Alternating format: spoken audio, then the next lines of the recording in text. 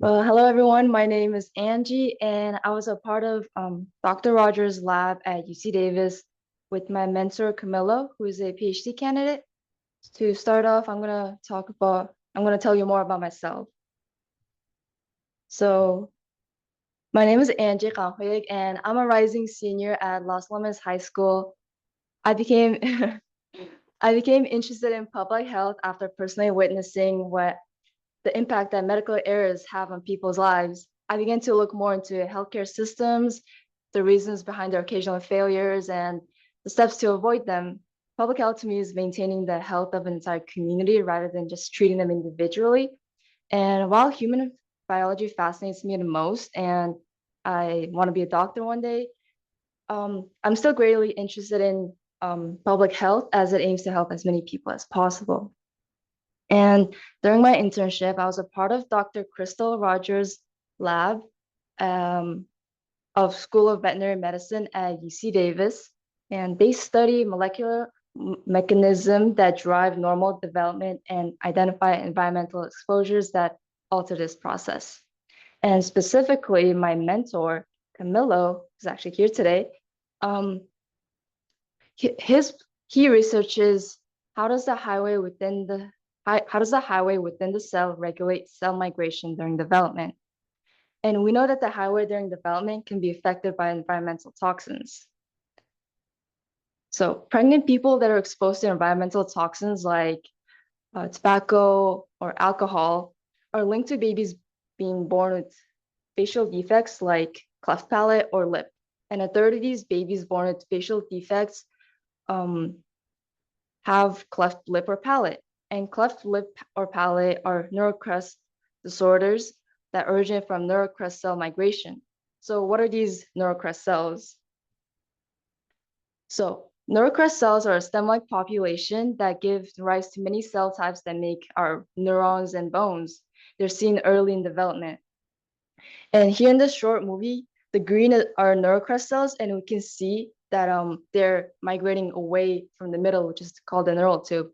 And that's actually a chicken embryo, which is the model embryo in the Rogers lab.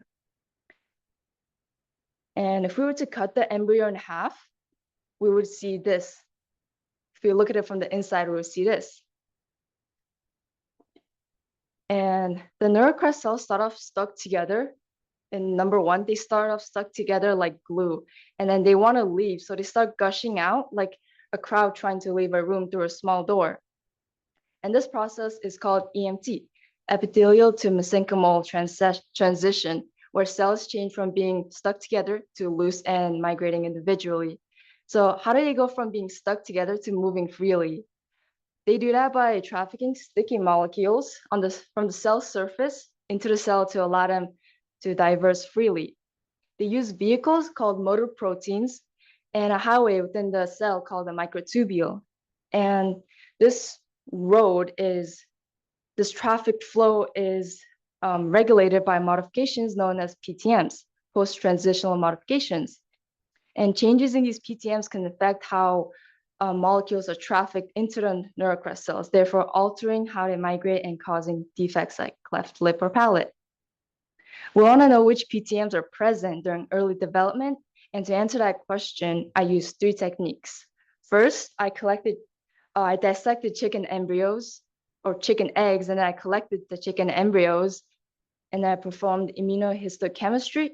And after that, I used a cryostat to section my embryos. And then with those sections, I imaged them using the fluorescence microscope.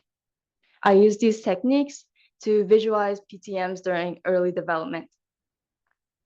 So the first two PTMs that I looked at were acetylated tubulin and dityrosinated tubulin. And the panel on the left is the top view of the chicken embryo and the overlay of all of that. And the ones on the right are the images we would get if we were to cut the chicken embryo in half and look at it from the inside.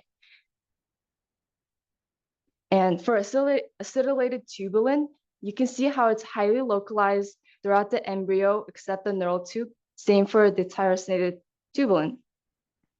And the bottom left is the overlay of all of them stacked together. And if we were to zoom in on the bottom right, we see that acylated tubulin is highly localized where we see collectively migrating neurocrest cells. And we also looked at another microtubule modification called glycylated tubulin alongside the sticky molecule called ECAT. And the dorsal side of the neural tube, we can see high levels of glycylated tubulin alongside ECAT. And zoomed in, we see where we have collectively migrated neurocrest cells, we have glycylated tubulins. Looks as glycylated tubulin and acylated tubulin may play a role in proper migration of neurocrest cells, but further investigation is needed to show that. So in recap, the highway within a cell and their modifications are essential in trafficking adhesion molecules, which are the sticky molecules. The PTMs, acylated tubulin, and dityrosinated tubulin were found everywhere except the neural tube. These and glycylated tubulins are highly localized where collectively migrating neurocrest cells are. Since we found these to be present, further investigation and research will be needed to understand their role or importance in neurocrest cell migration. And as I've said before, a third of babies born with neurocrest cell disorders display facial defects like cleft lip or palate. These defects have a correlation between high exposures to alcohol and tobacco, environmental toxins. And understanding how these cells migrate during development will allow us to understand the mechanism that causes cleft lip or palate, so these facial defects could be prevented. And I actually learned a lot during my time at UC Davis. I learned how to dissect chicken eggs, perform immunohistochemistry, cryosection, and use the fluorescence microscope. And after this internship, I will keep learning about medicine through volunteering at hospitals and shadowing with the new skills that I learned from this internship. I'm also going to take more advanced science classes senior year to build on what I've learned. And overall, I'll just prepare for college and hopefully pursue a career in healthcare. I would like to say thank you to the Rogers Lab at UC Davis and my mentor, Camilla, who is super supportive and amazing. Also the people at UCGHI for giving me this opportunity. I'm happy to take any questions. My references.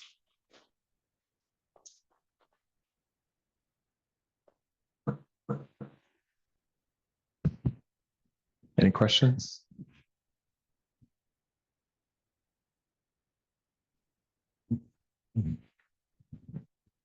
So there's a lot of animal models, right? So there's like quail, mouse, rat, hamster. So why did you guys use chicken embryos? Well, chicken embryos are the most similar to human embryos, and they're both amniotes, which means that they're both born in a sac, like how we're born in a woman's belly, and a chicken is born in the yolk. And for chickens, we use chickens because they produce a lot of offsprings without killing the actual mother. And for example, if we were to use a mouse, we would have to kill the mouse in order to get the embryos. So yeah.